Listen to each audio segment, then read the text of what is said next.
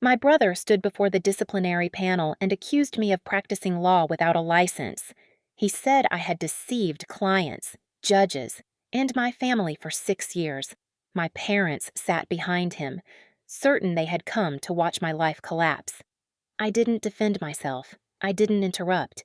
I watched the presiding judge open my sealed file. His hand froze. The color left his face. Then he grabbed the folder, ordered everyone to stay put, and disappeared into his chambers. That was when my brother stopped smiling. The file hadn't exposed me. It had named the person who should be afraid that night. Before we continue, tap like and tell me where you're watching from and whether family has ever crossed a line you couldn't forgive. 10 years earlier, I was 28 and believed hard work could earn me a place at my family's table. The Walker house sat behind iron gates in one of those suburbs where every lawn looked measured with a ruler. Inside, everything smelled like rosemary, lemon polish, and money. My mother, Susan, kept framed family photographs along the hallway, but Michael was always in the center. Graduation, law school, first promotion. I was near the edge, smiling like a guest who had wandered into the wrong picture. That night, Dad carved roast beef while Michael described a corporate deal that had saved a client millions. My father, Robert, listened with the same focus he used in an operating room. "That's how you build a name," he said. Mom lifted her wine glass. "People remember success." Then I told them about my day. I had just helped a 19-year-old avoid prison after proving he was miles away when the crime happened. I had spent 3 nights reviewing store receipts, camera footage, and witness statements. The jury came back quickly. "He was innocent," I said. "He gets to go home." Dad didn't smile. He asked how much I had earned. When I told him, Michael leaned back in his chair and looked at my department store suit. "You went through law school for that." Mom glanced toward the dining room doors, as if one of her friends might be listening from the hallway. "Criminal defense sounds so unpleasant," she said. "What are we supposed to tell people I still remember the envelope in my purse that night? Heavy cream paper, my official notice that I had passed the bar exam. Months earlier, Mom had taken one look at it and said we could frame it after I found a respectable position. Until then, she had tucked it into a drawer beneath old holiday cards. I had thought winning my first case would finally make them proud. Instead, Dad set down his knife. Michael understands that talent means nothing if you refuse to use it properly. The room went quiet except for the soft clink of ice in Mom's glass. I pushed back my chair.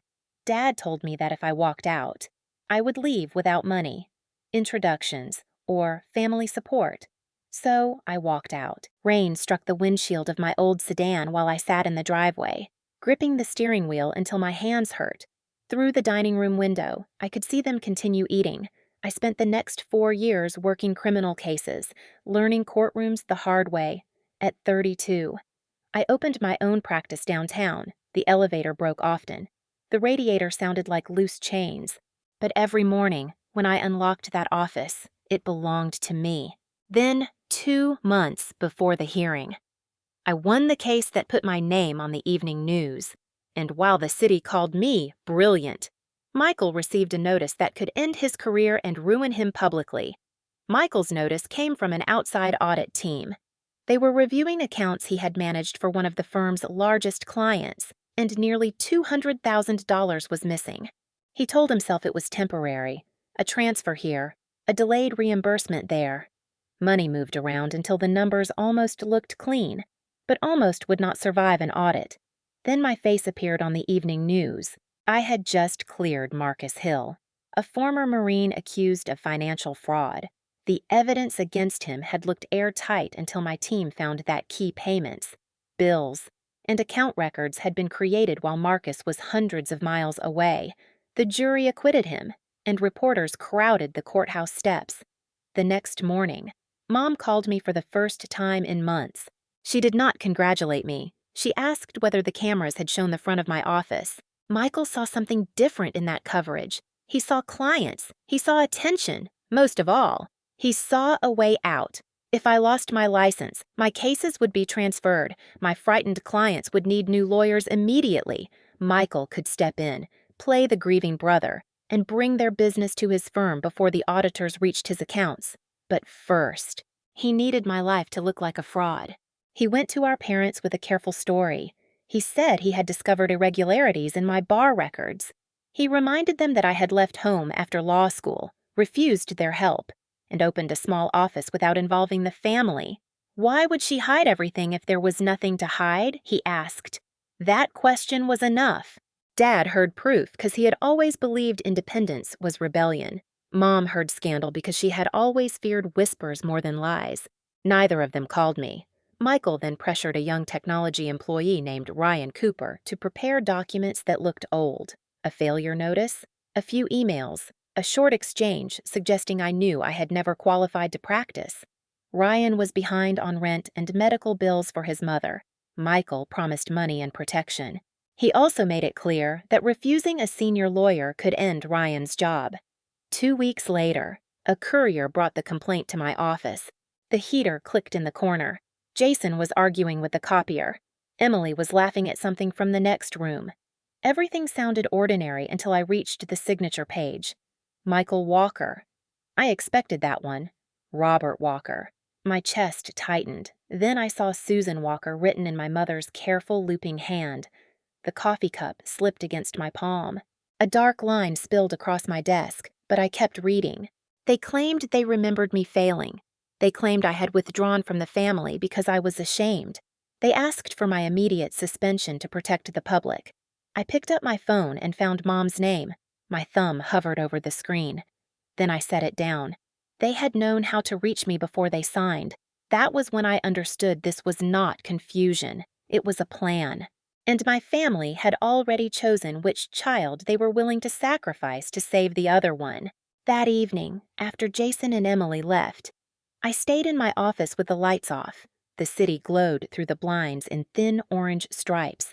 Somewhere below, a delivery truck groaned into reverse. My coffee had gone cold.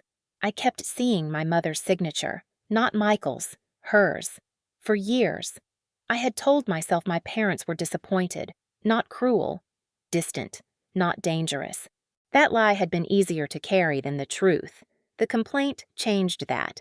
If the panel believed Michael, every client I had represented could question whether I had ever been authorized to stand beside them.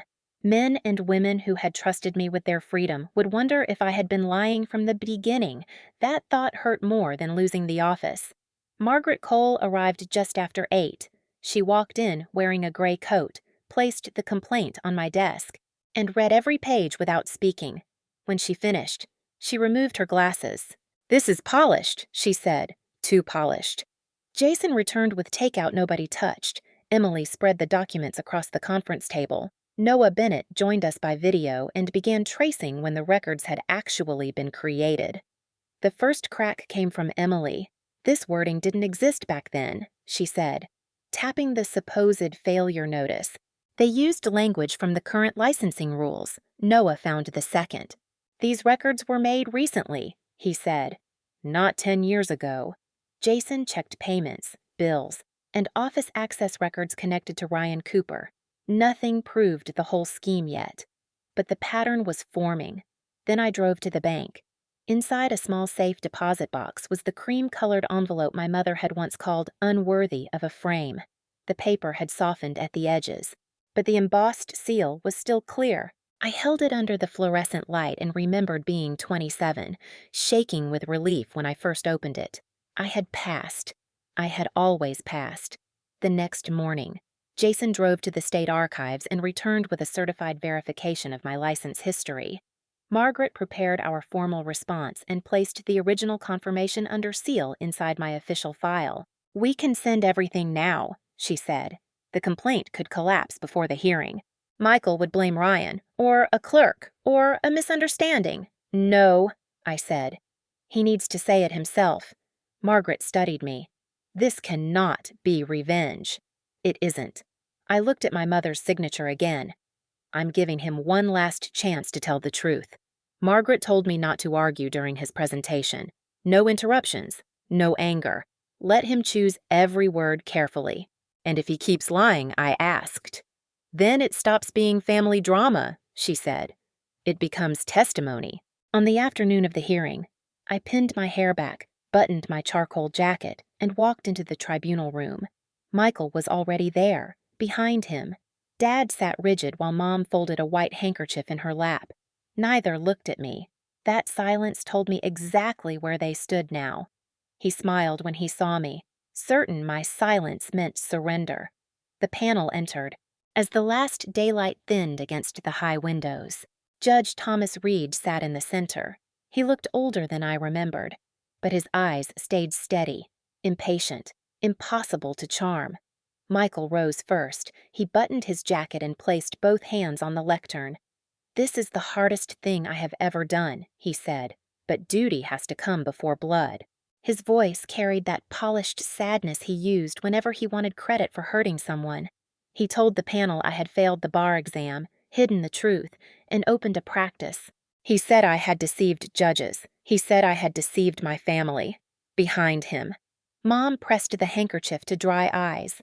Dad stared ahead, his jaw set like stone. I said nothing. Michael glanced at me, expecting panic. When he found none, his smile tightened. Judge Reed asked, "You personally verified these records?" "Yes." "Your Honor, you are certain completely." Margaret rose. "We ask the panel to review the respondent's official file before considering suspension." That was all. Judge Reed opened the folder. First, he read Michael's complaint, then my response. Then he lifted the sealed verification from the state archive. His hand stopped. The room went so quiet I could hear the wall clock. Judge Reed read the page again, then his eyes moved to the case history clipped beneath it. Marcus Hill. He looked up at me. Recognition hit first, then shock. The color drained from his face so quickly that even Michael noticed. Judge Reed closed the folder, gripped it with both hands, and stood. "No one leaves this room," he said. Michael stepped forward. "Your Honor." "Is there a problem?" Judge Reed did not answer. He crossed the bench and disappeared into his chambers with my file pressed against his chest. The door shut hard. For several seconds, nobody moved. Then Michael laughed. It was too loud and too quick. He must be checking the extent of her fraud, he told our parents. But his left hand had started tapping against his thigh. Brandon Clark opened the complaint and began reading faster. Mom leaned toward Michael. "Why did he look at her like that?" "He recognized the name," Michael whispered. "That's all?" Dad turned toward him. "You said this was certain." "It is." The clock kept moving. 10 minutes, 15, outside. The windows turned black. When Judge Reed returned, he carried my file and a second folder. He sat slowly. "Ms. Walker," he said, "your license is valid, your admission record is intact. Your standing has been continuous from the date you entered practice." Mom's handkerchief slipped into her lap. Michael stared at the bench. "That's impossible." Judge Reed's expression hardened. I verified it through the state archive and licensing office. I also reviewed the Marcus Hill record. "Ms. Walker appeared before me as counsel 2 months ago." Michael shook his head. "She fooled you. That proves how convincing she is." A faint sound escaped Brandon, somewhere between a breath and a warning. Judge Reed leaned forward. "I am giving you one opportunity to correct your testimony. Did you personally verify the documents you submitted?" Michael looked at Dad, then Mom, then me. "Yes," he said. "I did." The final lie landed softly. Judge Reed removed his glasses. "Then this matter has changed." He dismissed the request to suspend me. He ordered every submitted record preserved and referred the complaint for investigation into fabricated evidence and false testimony. Brandon stood. "Your Honor, I had no role in preparing these materials. I request permission to withdraw." Michael spun toward him. "You work for me." "Not anymore," Brandon said. Michael's phone vibrated on the table. He looked down. Whatever he read erased the last color from his face. "What is it?" Dad asked. Michael did not answer. Later, I learned his firm had been notified and placed him on leave. In that room. I only saw the change. The brother who had walked in like an executioner now looked trapped inside his own suit. He turned toward me. "Bonnie, tell them this is a misunderstanding." For 1 second, I saw the boy he used to be, the one who broke something and waited for me to take the blame. I kept my hands folded. I had already given him his chance. Judge Reed struck the gavel. This hearing is concluded. Michael's career had not ended yet, but his authority had, and as the doors opened behind us, I knew the worst evidence against him was still waiting to be found. 3 weeks later, Michael sat at the opposite table in a different hearing room. He looked smaller without the polished confidence. His tie was crooked. His eyes kept dropping toward the papers in front of him, as if one of them might open a door and let him escape. Ryan Cooper testified first. He explained how Michael had asked him to create old-looking records, then paid him through a series of ordinary bills and reimbursements. Ryan admitted his part. He did not ask for sympathy. Then the investigators laid out the rest. Office access logs placed Michael inside the building late at night. Account records showed he had opened the files himself. Payments linked him to Ryan. And the audit confirmed nearly $200,000 was missing from accounts Michael controlled. The final blow was an email Michael had sent to a senior partner. He wrote that once I was suspended, my clients could be transferred to his firm. Their fees, he said, would cover the shortage before the auditors arrived. Dad stared at him. Mom covered her mouth. For the first time, neither of them looked proud. Michael blamed Ryan. Then he blamed the pressure at work. Then he blamed our parents for always comparing us. When none of that worked, he turned toward me.